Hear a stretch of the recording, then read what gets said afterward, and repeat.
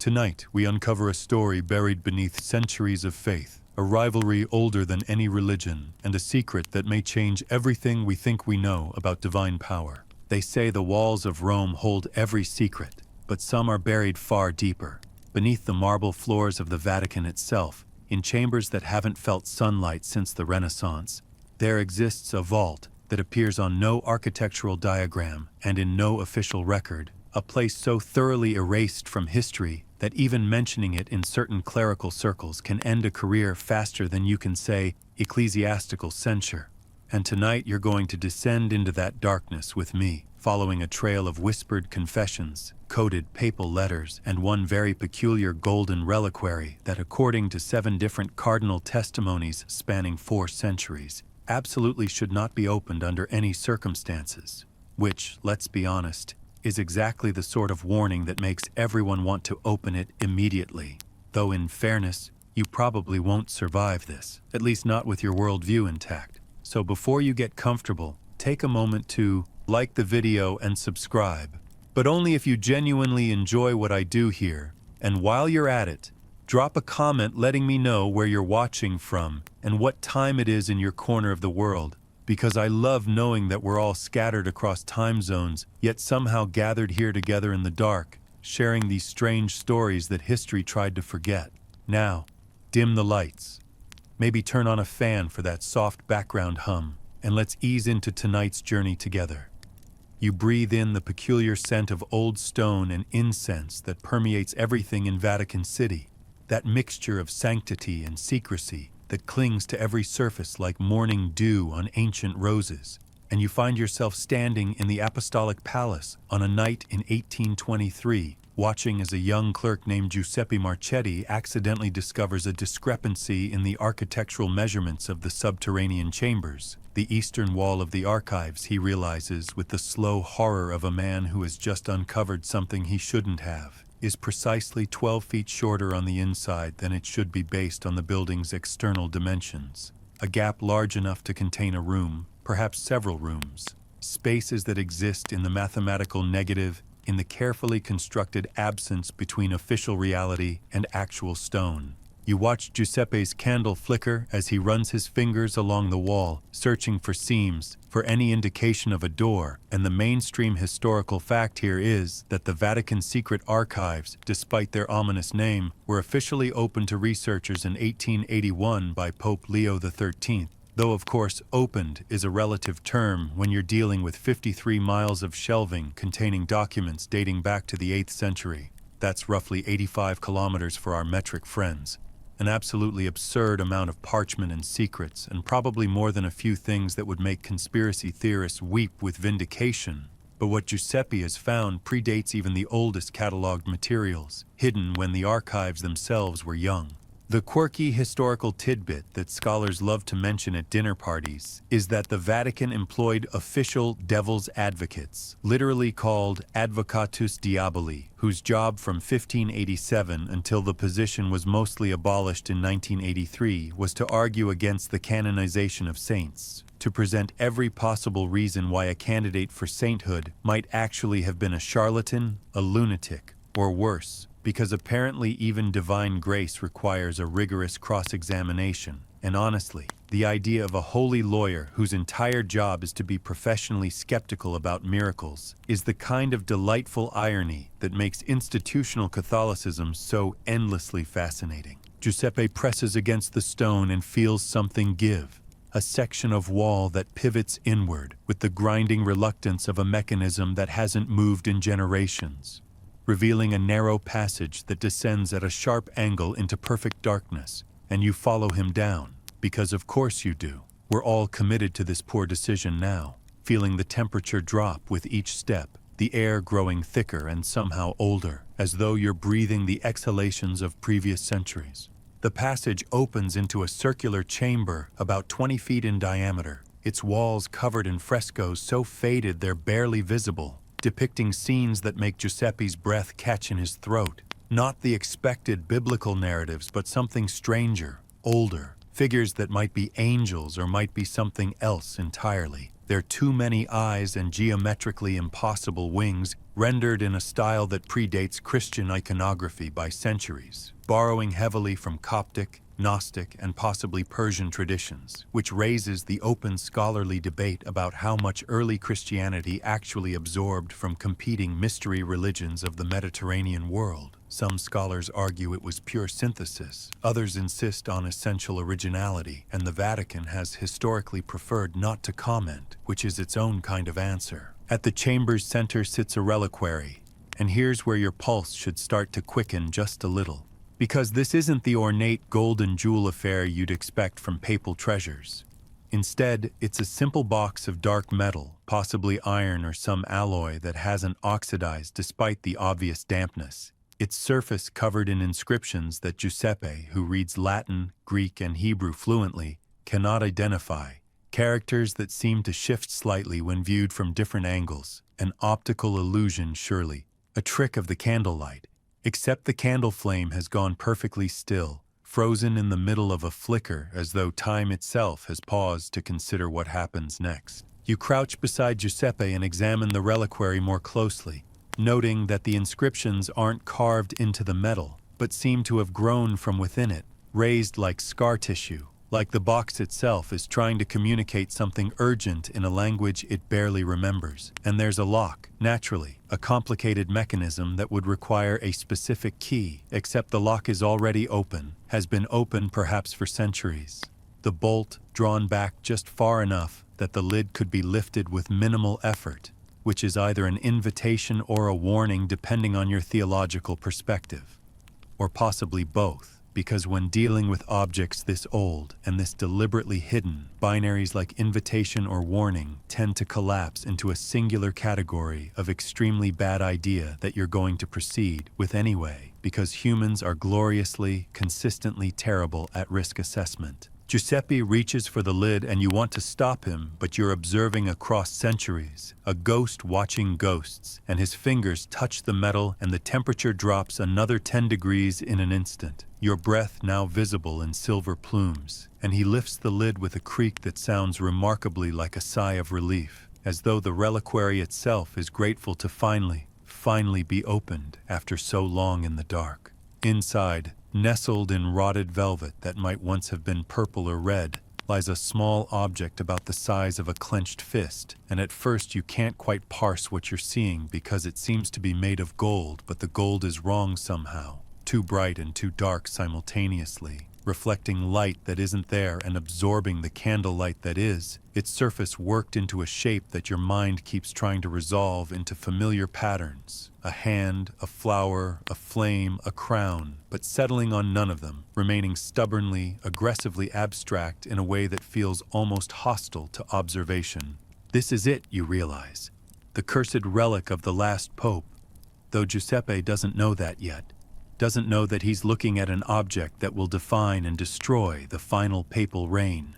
An artifact whose very existence calls into question the nature of divine authority and the terrifying possibility that faith and power have always been separate things, occasionally aligned but never truly unified, and that the throne of St. Peter sits atop a foundation, less of rock and more of very, very old compromises, with forces that predate Peter, predate Christ, predate the concept of salvation itself. Giuseppe lifts the object from its velvet nest, and the world shivers, a tremor so subtle you feel it in your teeth rather than through the floor, and somewhere far above in the sleeping Vatican a cardinal wakes from a nightmare he won't remember. And in a monastery in Bavaria, a monk begins speaking in a language that's been dead for 2,000 years, and in your own present moment, sitting comfortably in your bed or on your couch with your device glowing in the darkness, you feel the smallest cold spot at the base of your spine, a touch of something paying attention across the gap of years.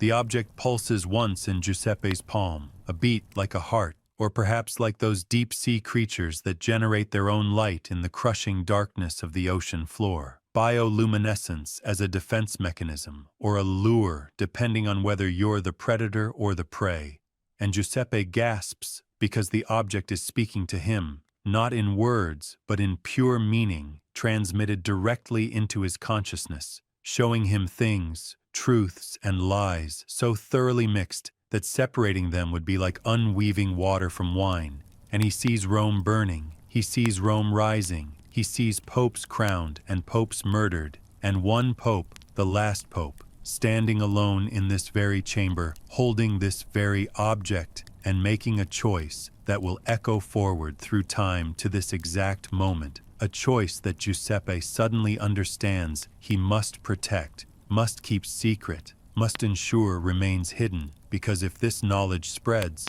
if the faithful learn what their shepherds have always known, the entire architecture of belief might collapse not into atheism but into something worse, into a certainty about divine mechanics that removes all possibility of grace, reducing faith to mere transaction, prayer to negotiation with entities that are neither benevolent nor malevolent, but simply operating according to rules so alien to human comprehension that love and punishment become indistinguishable. He places the object carefully back into the reliquary, closes the lid with hands that shake so badly he needs 3 attempts, and backs out of the chamber, sealing the wall behind him with desperate strength. And then he does something remarkable. He reports his discovery to exactly one person, a senior cardinal known for discretion, and together they create a false record, a paper trail leading nowhere, architectural documents that correct the measurement discrepancy, explaining it as a clerical error from decades prior, and the chamber vanishes again into official non-existence. And Giuseppe Marchetti lives another 40 years and never speaks of what he saw, never writes it down, carries it silently until his death in 1863, though he does make one cryptic entry in his personal journal 3 days before dying, a single line in Greek that translates roughly to, "The sealed things will not stay sealed when the last shepherd leaves the flock," which means nothing to his family sorting through his effects, but everything to the cardinal who attends his funeral, and who quietly removes that journal and adds it to a collection of similar testaments, dozens of them. Accounts spanning centuries from Vatican officials who found the chamber, opened the reliquary, saw the relic, and understood that some truths are too heavy for the human soul to carry in daylight. You surface from Giuseppe's story like a diver breaching water, gasping at the transition back to your own present moment before plunging immediately backward through time. Because we need to understand where the relic came from, how it arrived in that hidden Vatican chamber, and why its very existence represents a threat to everything Rome claims about unbroken apostolic succession and divine right. The official story that popes derive their authority in an uninterrupted line from St. Peter is lovely and reassuring, and significantly complicated by the fact that for roughly 67 years in the 14th century, the papacy split into 2, and sometimes 3, competing claimants, the Western Schism being a masterclass in what happens when politics and theology get into a slap fight, with popes and antipopes excommunicating each other with the kind of enthusiasm usually reserved for Italian family dinners, though somehow the Church emerged from that mess with its claim to infallibility intact, which tells you something about the power of institutional inertia and really excellent public relations. But we're going further back than the schism, back to Constantinople in 1204, during the absolutely catastrophic Fourth Crusade, which you might remember from history class as the one where crusaders who were supposed to be liberating Jerusalem decided instead to sack Constantinople, the greatest Christian city in the world, because Venetian merchants convinced them there was better profit in looting fellow Christians than in fighting Muslims, a decision that historians still debate in terms of whether it was primarily motivated by economic factors, political revenge, or simple opportunistic greed. Probably all 3, if we're being honest, because humans are excellent at maintaining multiple terrible motivations simultaneously. You stand in the burning streets of Constantinople on April 13th, 1204, watching the largest library in the Christian world go up in flames, centuries of accumulated knowledge turning to ash, because a soldier wanted to stay warm, or see better, or simply enjoyed destruction for its own sake. The mainstream historical fact being that scholars estimate around 200,000 manuscripts were destroyed in the sack of Constantinople, representing an incalculable loss of ancient texts, medical knowledge, philosophical works, and historical records, making this easily one of the top 5 most devastating acts of cultural vandalism in human history, which is saying something given how enthusiastically our species pursues cultural vandalism as a hobby. Through the smoke you follow a Venetian merchant named Domenico Gradenigo, a minor figure in the grand scheme of the crusade but crucial to our story, as he picks his way through the ruins of the Blockene Palace, stepping over bodies and broken mosaics with the focused intensity of a man who knows exactly what he's looking for. And you realize he's following a map, a document on vellum that he keeps consulting in moments when no one else is watching, checking landmarks against cryptic descriptions written in a mixture of Latin and what looks like Aramaic, leading him deeper into the palace complex toward the imperial chapel, or what remains of it. The dome collapsed inward, its famous mosaics of Christ Pantocrator, now just fragments of gold and glass scattered across blood-stained marble. Domenico climbs through the rubble, and down into the hypogeum, the underground chamber where Byzantine emperors stored their most precious relics. And here's where things get interesting, because Constantinople was absolutely obsessed with relics, claiming to possess everything from fragments of the true cross to the crown of thorns, to the bones of half the saints in Christendom, a collection so extensive that the quirky historical tidbit is that by the early 13th century Constantinople allegedly housed enough wood from the true cross to build several actual crosses, possibly an entire small forest, leading to medieval jokes about Christ being crucified on a particularly large tree. Though of course the official position was that the true cross possessed miraculous properties of regeneration, growing new fragments to supply the faithful, which is either a beautiful metaphor or a convenient excuse for relic fraud, depending on your perspective. Personally, I'm betting on fraud. But I admire the creativity. Domenico ignores the obvious relics, the golden reliquaries and jewel-encrusted containers that other looters would have killed for, judging by the fresh corpses nearby, and makes his way to the back of the chamber, where a small niche has been carefully bricked up, plastered over and painted to blend with the surrounding wall, nearly invisible unless you know exactly where to look, which Domenico does, because his map is very specific, very detailed, the kind of document that represents decades of careful spy work and bribery and the slow accumulation of secrets, and he attacks the wall with a pry bar, working with controlled urgency, because the city is still burning above and stragglers are being killed on sight by roving bands of crusaders who've completely abandoned any pretense of holy mission in favor of pure pillaging. The bricks give way, and Domenico reaches into the niche, pulling out an object wrapped in oiled cloth, and even through the layers of fabric you can see it glow, that same wrong light that you saw in the Vatican vault, too bright and too dark. And Domenico unwraps it just enough to confirm what he's found, and his face goes absolutely white, bloodless, his hands shaking as he wraps it again, carefully, reverently, and tucks it into a leather bag that he wears under his shirt, pressed against his skin, and you can see the moment the contact affects him, his pupils dilating, his breathing becoming shallow and rapid. But he masters himself with visible effort, and climbs back up through the ruined chapel and out into the burning streets, where he becomes just another looter, carrying just another bag of stolen Byzantine treasure, unremarkable, invisible, exactly as he intends.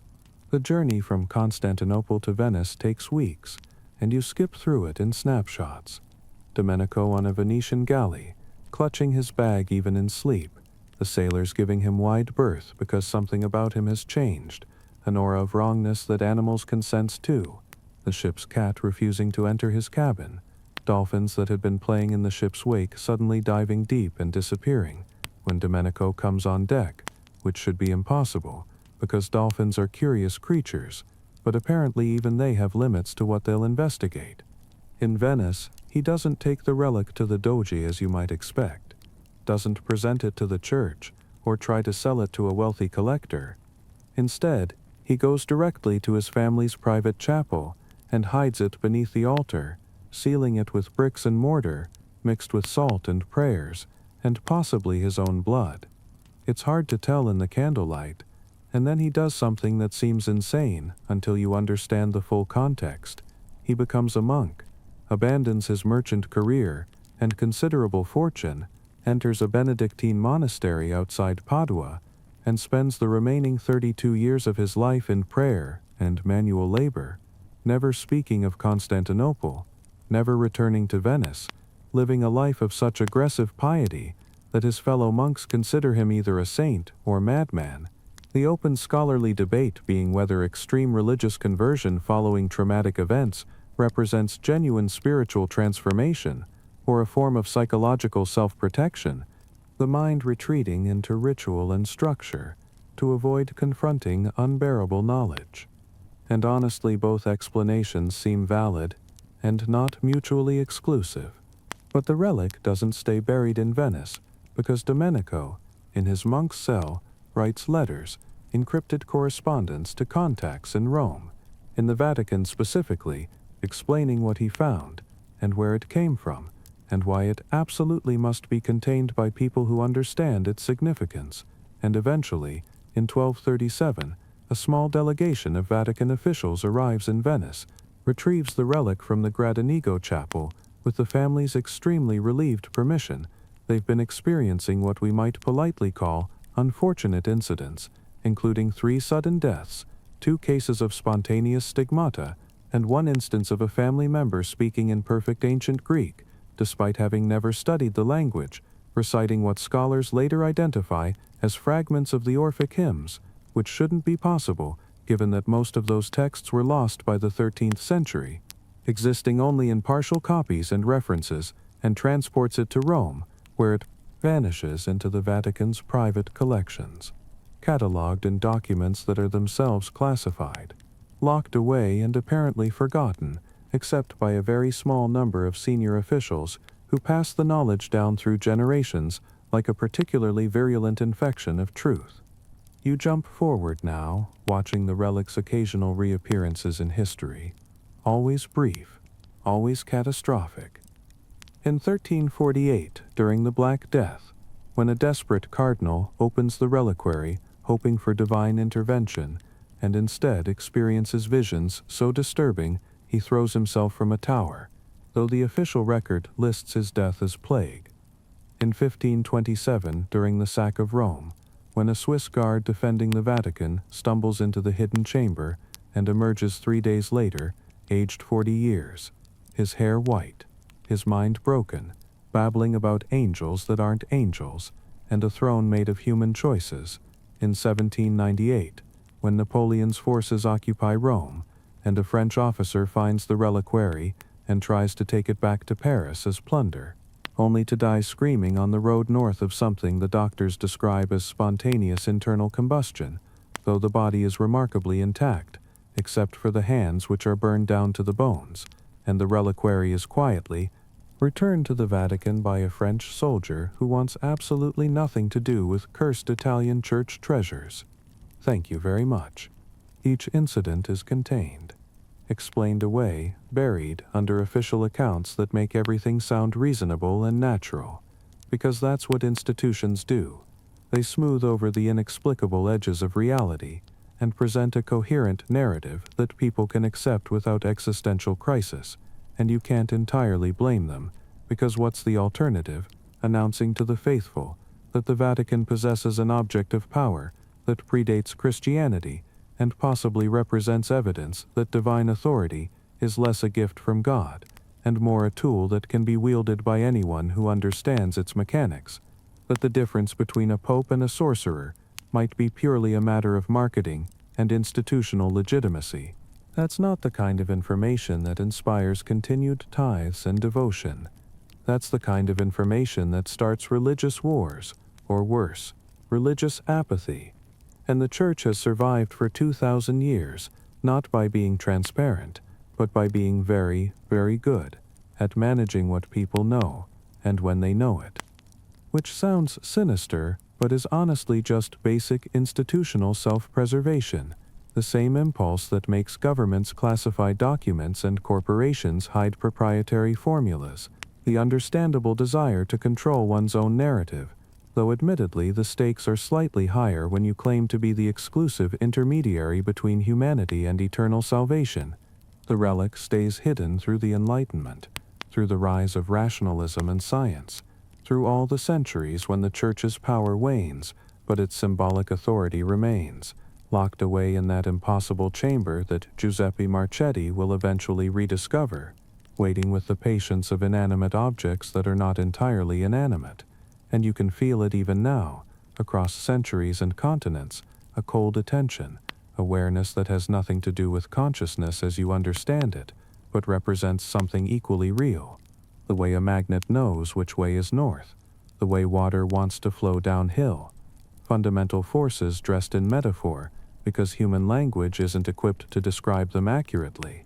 And honestly, why should it be? We evolved to avoid lions and find berries, not comprehend the underlying architecture of divine power. We're doing our best with a brain that's essentially a very sophisticated monkey computer trying to run God level software, and if the result is sometimes confusion and terror, and the occasional cursed relic that breaks everyone who touches it, well, that's just the price of ambition, the cost of curiosity, the eternal human willingness to open boxes that are clearly labeled "Do Not Open," because we fundamentally cannot resist a mystery, even when solving it might destroy us. You arrive now at the heart of our story, the moment when everything converges, when the hidden chamber and the ancient relic and the accumulated weight of centuries of secrecy finally collide with the modern world in a way that cannot be contained or explained away, and we find ourselves in Vatican City in the year 2045. Though some details here require imagination, because we haven't lived them yet, but the trajectory is clear enough if you've been paying attention to the patterns of history, the way institutions age and crack, the way secrets kept too long develop their own pressure, pushing toward revelation with geological inevitability. And before you ask, yes, I'm aware that projecting future history is a bit unusual for a bedtime history story. But time is relative, and stories exist in their own dimension, where past, present, and future are just different camera angles on the same essential truth. So relax and let's see where this takes us. The mainstream historical fact grounding this section is that the Vatican has been dealing with declining attendance and influence throughout the Western world for decades now. A trend well documented by sociologists studying secularization, with particularly sharp drops in Europe and North America, starting in the late 20th century and accelerating through the 21st, the causes being complex and debated. Some scholars point to sex abuse scandals and institutional failures, others to broader cultural shifts toward individualism and away from traditional authority structures, still others to the simple fact that as education and material comfort increase, organized religion's appeal tends to decrease, which is either a triumph of human reason or a tragedy of spiritual impoverishment, depending on who you ask. But regardless of interpretation, the numbers don't lie. Empty churches and aging congregations, and a priesthood struggling to replace itself, the whole magnificent apparatus of Roman Catholicism slowly deflating like a very ornate, very old balloon. By 2045, the situation has reached a crisis point, and the Church finds itself led by a pope who, according to the quirky historical tidbit that Vatican insiders whisper about, was elected specifically because he's a pragmatist willing to make radical changes, a former Jesuit named Cardinal Matteo Santoro, who took the papal name Peter II, the first pope to claim Peter's name since the original, breaking a 2,000-year-old tradition because, as he explained in his first address, we need foundation again. We need to return to the rock, a statement that most interpret as commitment to core values, but that a small number of Vatican officials understand has a much more literal meaning, and you watch as Pope Peter II, 3 years into his reign, sits alone in his private study at 2 a.m., unable to sleep, reading through documents that should not exist, accounts like Giuseppe Marchetti's journal, and dozens of others, testimonies from across centuries all describing the same hidden chamber, the same relic, the same terrible knowledge that the Church's authority rests on something older and stranger than apostolic succession, And Peter II is trying to decide whether this is an opportunity or a catastrophe, whether the relic represents a tool for restoration or a bomb that will destroy everything. You can smell the coffee going cold on his desk, the particular burnt caramel scent of espresso oxidizing, and you notice the way his hands shake slightly as he turns the pages, not from fear exactly, but from the weight of decision, the loneliness of being the only person who can make this choice, because the structure of papal authority means there is literally no one above him to ask, no board of directors or parliament or oversight committee, just one man, and God, and the pressing question of whether the voice he's hearing in prayer is actually divine guidance or just his own thoughts dressed in sacred language, the eternal problem of mysticism meeting institutional responsibility. And honestly, imagine that weight. Imagine being told you're infallible in matters of doctrine, and then discovering that the entire historical basis for that claim might be built on something that has nothing to do with the God you've devoted your life to serving. Peter II makes his decision with the kind of calm determination that comes after weeks of sleepless struggle, and he summons 3 people to his study: Cardinal Valentino Rossi, the Vatican's chief archivist, and one of 12 living people who knows about the chamber, Dr. James Chen, a Jesuit physicist who specializes in what he carefully calls anomalous phenomena, and what everyone else would call miracles or impossible events, and Sister Maria Okonkwo, a Nigerian nun and theologian whose published work on the intersection of traditional African spirituality and Catholicism has made her simultaneously celebrated and controversial, the open scholarly debate being whether syncretism, the blending of different religious traditions, represents authentic cultural adaptation or dangerous theological compromise, Rome having historically landed hard on the compromise side, but increasingly recognizing that if Christianity is going to survive in the global South, it needs to make peace with local spiritual traditions rather than trying to erase them. These 3 people represent different aspects of faith and knowledge, and Peter II has chosen them because he needs their specific expertise, and because, frankly, if what he's about to do destroys the Church, he wants witnesses who can testify that he acted with good intentions and careful thought, that this wasn't madness or corruption, but a genuine attempt to solve an impossible problem, which is either admirable leadership or elaborate excuse-making in advance. Hard to say, but then most important decisions look like either genius or catastrophic stupidity, depending on how they turn out, the difference being outcome rather than process. He tells them everything, shows them the documents, watches their faces cycle through disbelief and shock, and finally acceptance, because at a certain point the evidence becomes overwhelming, and you have to either accept the impossible or reject your own rational faculties. And these are people trained to hold paradox, to believe in transubstantiation and virgin birth and resurrection, so adding ancient relic of ambiguous origin with reality-altering properties to the list of things they accept isn't actually that much of a stretch. It's just a different flavor of impossible. Slightly more pagan, perhaps, but no less miraculous. Peter II explains his plan. He wants to open the reliquary, to study the relic properly using modern equipment, to understand what it actually is, rather than continuing to hide from it, because ignorance and fear have never been sustainable long-term strategies, and the Church is dying anyway. So what exactly do they have to lose that isn't already being lost through sheer demographic and cultural attrition? Might as well go down swinging. Might as well try something radical, because conservative preservation of the status quo is just slow-motion institutional suicide, and you have to admire the logic even as you recognize the profound danger, the way this could go catastrophically wrong in about 15 different ways. Cardinal Rossi objects immediately, citing centuries of precedent. All those accounts of people who opened the reliquary and died or went mad or aged overnight.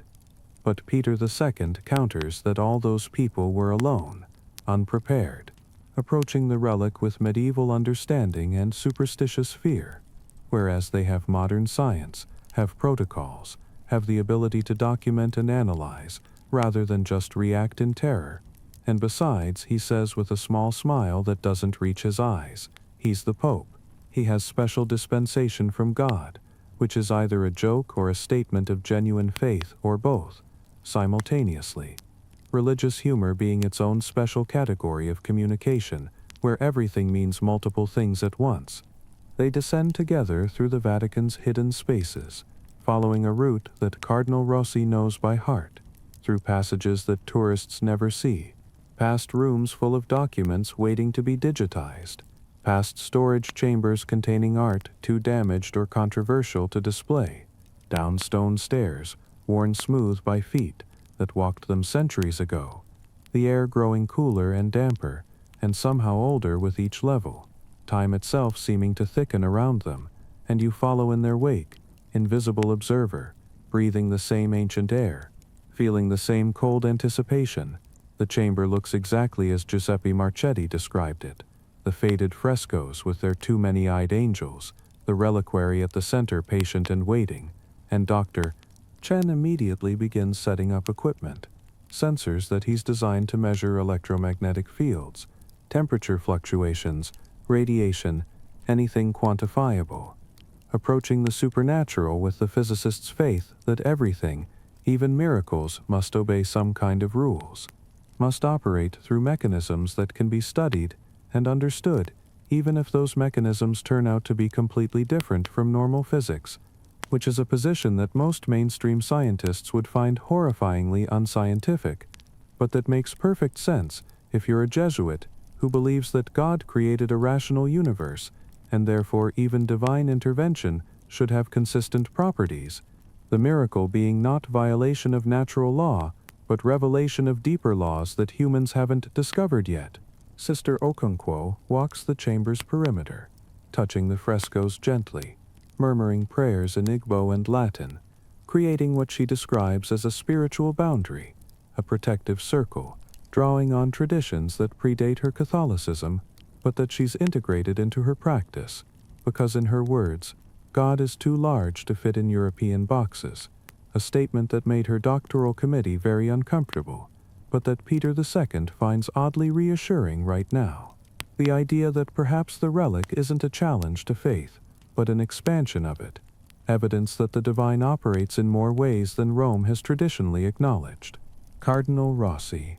opens the reliquary with a key that's been passed down through generations of archivists, her hand steady despite obvious fear, and the lid rises with that same sigh-like creak, and there it is, the relic,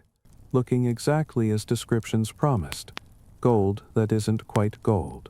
shape that refuses to resolve into anything familiar, and Dr. Chen's equipment goes absolutely haywire, sensors spiking and then flattering, readings that make no physical sense, temperature dropping 20 degrees in seconds while the metal casing of his instruments grows hot enough to burn, and the relic pulses, that heartbeat rhythm, and everyone in the chamber feels it, not just in their bodies but in their minds, a presence pressing against consciousness like water pressure at depth, and Sister Okonkwo's protective prayers intensify, her voice rising in volume and urgency, and Peter II reaches forward before anyone can stop him, and touches the relic with his bare hand.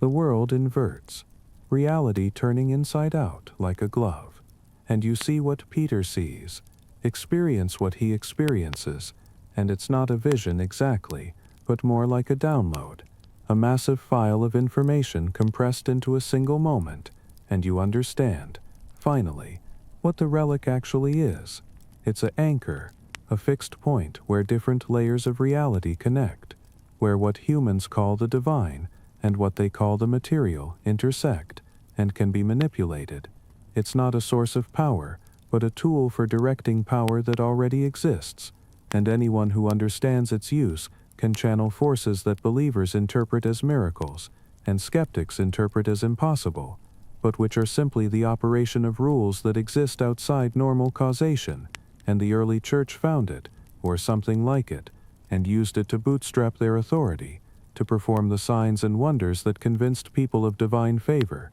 and then they hid it because they realized that if anyone could access this power, then there was nothing special about Christian authority. the throne of Peter being contingent rather than essential, and that knowledge would destroy the entire structure of institutional control that they'd built. So they locked it away and constructed an elaborate theology to explain why miracles only happened through church-approved channels, why saints could intercede but ordinary people couldn't, why hierarchy mattered in matters of spirit, and it was all not exactly a lie, but a simplification, a version of truth edited for mass consumption, and Peter II understands all this in the space between heartbeats, and he has to decide, right now, what to do with this knowledge, whether to use the relic to restore the Church's failing power, to perform undeniable miracles and bring the faithful flooding back, or whether to destroy it, to break this anchor and let faith be purely faith again, belief without proof, trust without mechanism, relationship with the divine unmediated by tools or institutions or 2,000-year-old compromises with powers that have no name. He pulls his hand back and the vision stops, and he's gasping. On his knees, the other three clustered around him in concern and confusion, and he looks up at them with tears streaming down his face and says something that Cardinal Rossi will record in her private journal that night. A statement that will eventually lead to his martyrdom and the final crisis of the Catholic Church. He says, "It's all true, and none of it is true, and I don't know which is worse," and they help him stand and seal the reliquary again, and return to the surface in silence, each processing what just happened in their own way, and you follow them up through the levels of the Vatican, back toward the light, carrying with them knowledge that will change everything or nothing depending on what Peter II decides to do next. The final act unfolds over the next 6 months in a series of careful, deliberate steps that look from the outside like a pope simply fulfilling his duties, but that insiders recognize as preparation, as though Peter II is putting his affairs in order before some great trial, and you watch as he quietly moves pieces on a board that only he can fully see, appointing certain people to key positions, creating redundancies in communication networks, drafting documents that he seals and distributes to trusted bishops around the world with instructions to open them only if specific conditions are met, building a dead man's switch of information because he knows that what he's about to do will likely get him killed, not by assassins necessarily, but by the sheer institutional weight of a church that has too much invested in the old story to tolerate a new one. The mainstream historical fact being that popes have been murdered before, more often than official history admits, poison and politics being close companions in any institution where power is absolute and succession is uncertain. At least 9 popes meeting suspicious ends if you trust the scholarship, probably more if you count the cases where evidence was successfully destroyed. And Peter II is not naive about what happens to revolutionaries who operate from within the system. How the institution has antibodies for exactly this sort of disruption, has survived 2,000 years by being very, very good at neutralizing threats to its continuity. On the feast of Saints Peter and Paul, June 29, 2046, Peter II calls a special consistory, gathering cardinals from around the world to Rome under the pretense of discussing missionary strategy. And when they're assembled in the Sistine Chapel, beneath Michelangelo's famous ceiling where God reaches toward Adam's outstretched finger, the quirky historical tidbit being that some art historians argue the shape surrounding God in that fresco is anatomically identical to a human brain, suggesting that Michelangelo was implying divinity resides in human consciousness rather than external heaven. A theory the Church has never officially commented on, probably because acknowledging it would open uncomfortable questions about Renaissance humanism and whether the greatest Christian art ever created is secretly quite heretical. Peter II begins to speak, and his words are being broadcast via encrypted feed to those sealed documents around the world, a backup system, insurance against suppression. He tells them about the relic, shows them the evidence, centuries of documentation, the scholarly debate about early Christianity's origins and influences suddenly made visceral and immediate, not academic discussion but present crisis, and he explains what he learned through touching it, how divine power operates through mechanisms that can be studied and potentially replicated, how the Church's unique claim to mediate between God and humanity is built on possession of a tool rather than on exclusive divine favor, and you can watch the faces of the cardinals as understanding hits, as the implications cascade through their minds, and reactions split predictably along lines of temperament and theology. Some look relieved, as though this explains doubts they've harbored secretly for years. Others look furious, betrayed, ready to denounce this as heresy or madness. Still others simply look tired, aged decades in minutes by the weight of unwanted knowledge. And Peter II lets them process, lets the silence stretch until it becomes unbearable. And then he makes his proposal. He wants to destroy the relic, to break the anchor, to free the Church from dependence on it, and force faith to stand on its own merits, to return Christianity to its roots as a practice rather than an institution, a way of being rather than a mechanism of power. And also, he adds with that same half-smile, to release the information publicly, to publish everything, the documents, the history, the truth about what the Vatican has hidden for centuries, because secrets like this are poison, are cancer, the keeping of them corrupting everything they touch. And if the Church is going to die anyway, it should die in truth rather than persist in lies, should go out with confession rather than denial. The chamber erupts in argument, voices echoing off Renaissance frescoes, cardinals shouting in a dozen languages, centuries of ecclesiastical decorum forgotten in the face of existential threat. And you notice Cardinal Rossi sitting quietly to one side, her face unreadable, and Dr. Chen looking like a man watching his carefully constructed world view collapse, and Sister Okonkwo nodding slowly, lips moving in what might be prayer or might be calculation, and the debate rages for hours, going in circles, the same arguments repeated in different forms, tradition versus reform, protection versus transparency, the good of the institution versus the good of individual souls. All the eternal tensions of organized religion playing out in concentrated form, and eventually Peter II calls for a vote, knowing he'll lose, needing them to go on record rejecting his proposal because that's part of his plan. The sealed documents are only to be opened if the consistory refuses to act, if the institution chooses preservation over truth,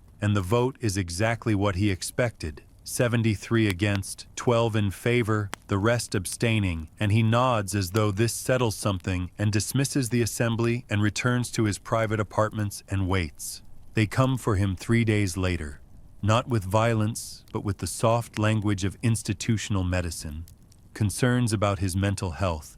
suggestions of stress and overwork.